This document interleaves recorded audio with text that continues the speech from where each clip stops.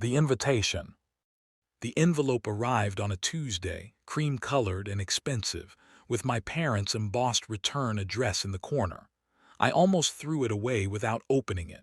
Almost. For 3 years, I'd kept my distance from the Chen family gatherings, the quarterly dinners where my siblings showcased their achievements like trophies while I sat silent, absorbing their pity and barely concealed contempt. My older brother David ran a successful dental practice. My sister Michelle had made partner at her law firm. And then there was me, Marcus, the dropout, the disappointment, the one who'd abandoned a perfectly good economics degree to find himself. If they only knew. I slid my finger under the flap and pulled out the card. Gold lettering announced the first annual Chen Family Success Summit, a weekend retreat at a resort in Napa Valley. My mother had written a personal note in her precise handwriting. Marcus, we know you've been struggling, but family is family. Perhaps you'll find inspiration from your siblings' journeys. Love, Mom.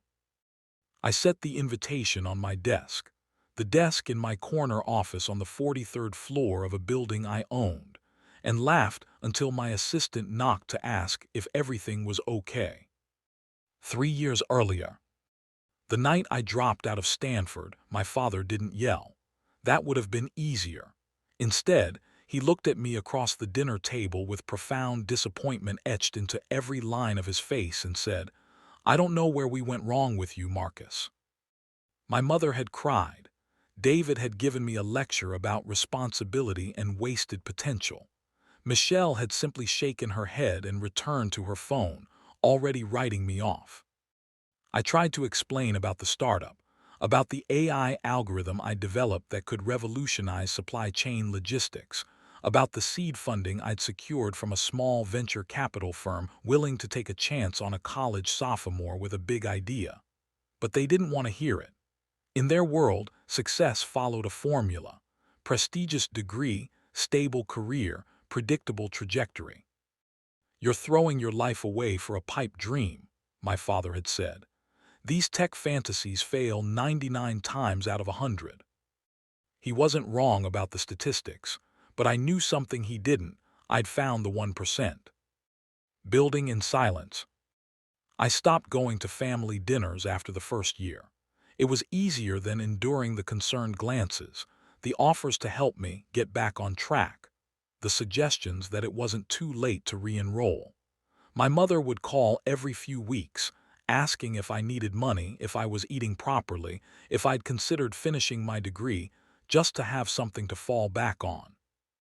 I lived in a cramped apartment in San Jose, working 18-hour days with my co-founder, Priya, who'd been my TA in computer science before becoming my business partner.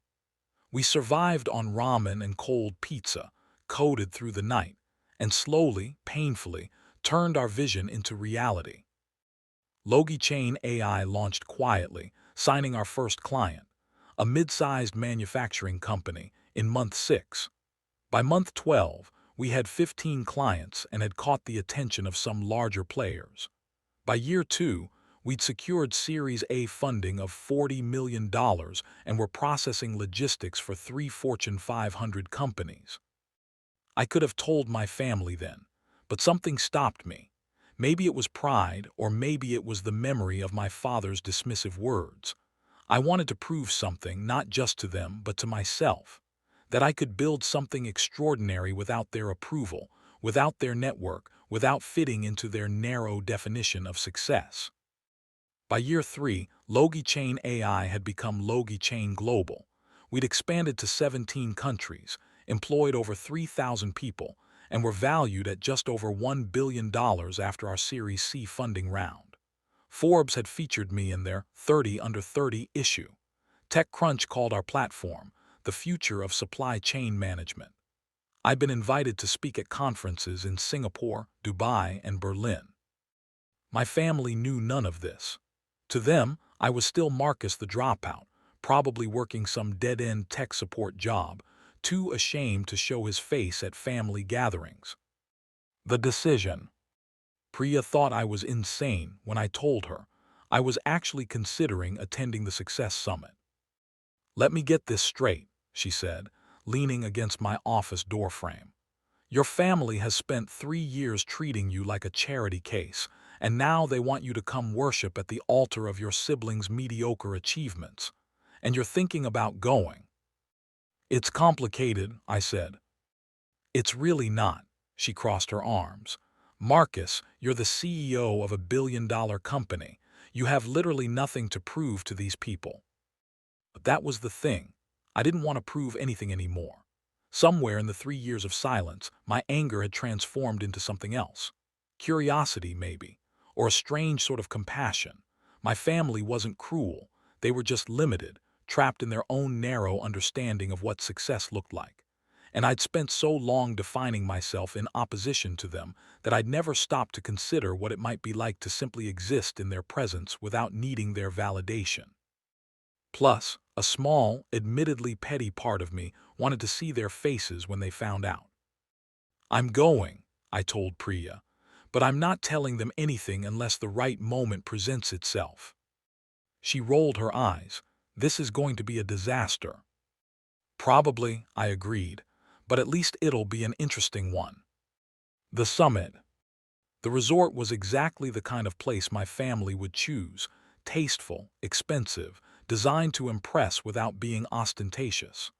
I arrived on Friday evening in an Uber, carrying a simple duffel bag, wearing jeans and a t-shirt.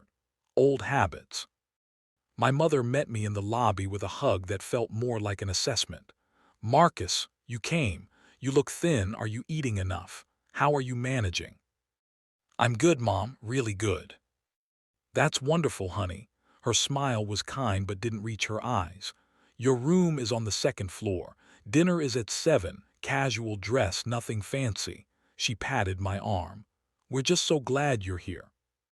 The weekend schedule was printed on elegant cardstock and waiting in my room. Friday, welcome dinner and family reconnection. Saturday, success stories panel featuring David and Michelle. Workshops on professional development, evening celebration dinner. Sunday, vision boarding for family goals, closing brunch.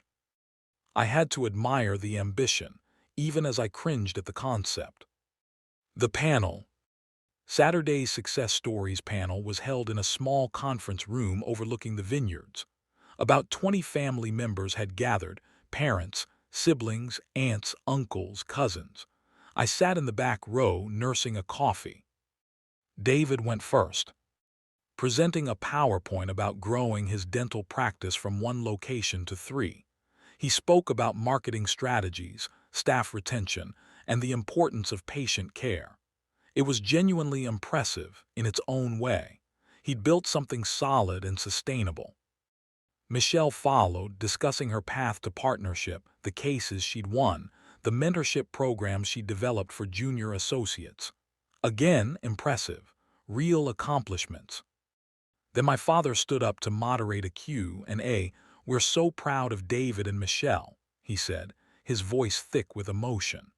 They've shown what the Chen family is capable of when we apply ourselves, when we follow through on our commitments.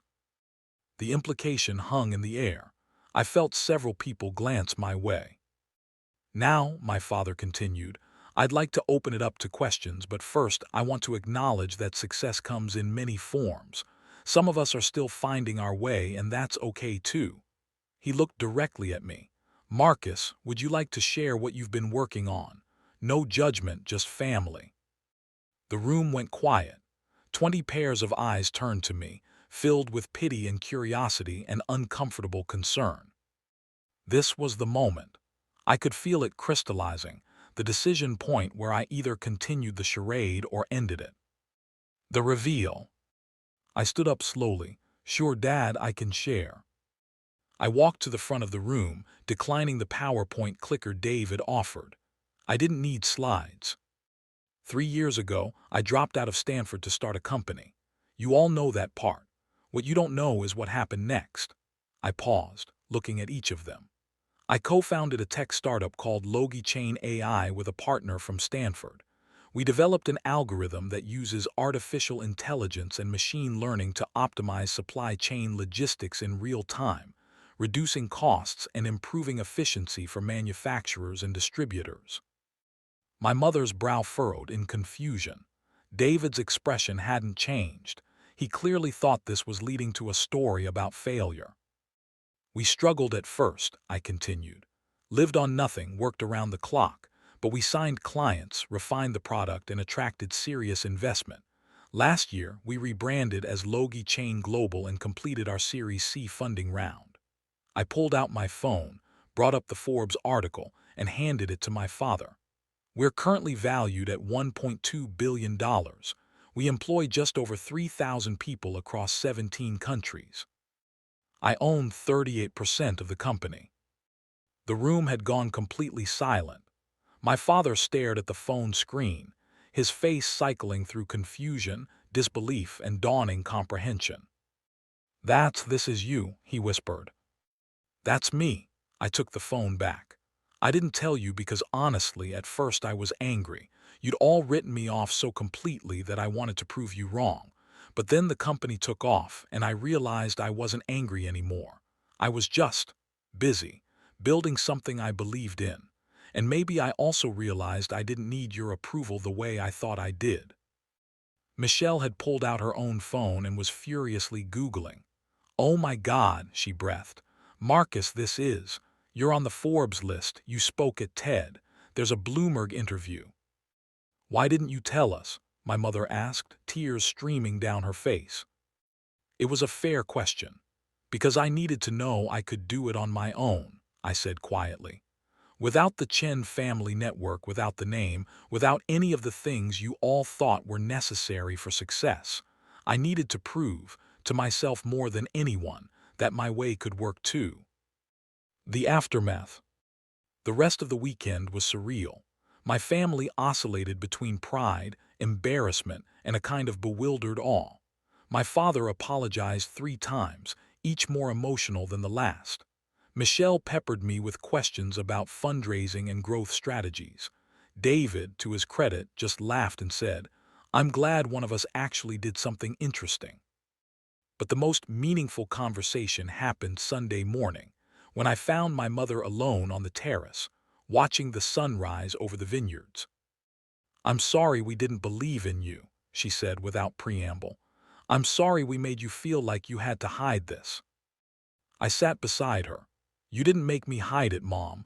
That was my choice. And honestly, I think I needed that time to build something that was completely mine without any family expectations attached to it. But we could have supported you, been part of your journey." "Maybe," I acknowledged. "But then it would have been a different journey, and I don't think I'd trade the one I had, even with all the ramen and the tiny apartment and the nights I was sure we were going to fail." I smiled at her. "I learned I was stronger than I thought, that I could trust my own judgment, that your definition of success didn't have to be mine." She reached over and took my hand. "You were always the different one, even as a child. We didn't know how to make sense of you." "I'm still different, Mom. My success looks different, my life looks different, but it's mine and I'm happy with it." "That's all I ever wanted for you," she said quietly. "I just didn't realize it could look like this." Going home. I left the resort Sunday afternoon with a promise to attend the next family dinner and maybe, possibly, bring Priya to meet everyone. My father had already sent me 3 emails about potential business connections. Michelle wanted to discuss a contract review. David had invited me to his daughter's birthday party. In the Uber back to San Francisco, I pulled up the Success Summit invitation on my phone and reread my mother's note. "Perhaps you'll find inspiration from your siblings' journeys." I had found inspiration, just not the kind she'd intended.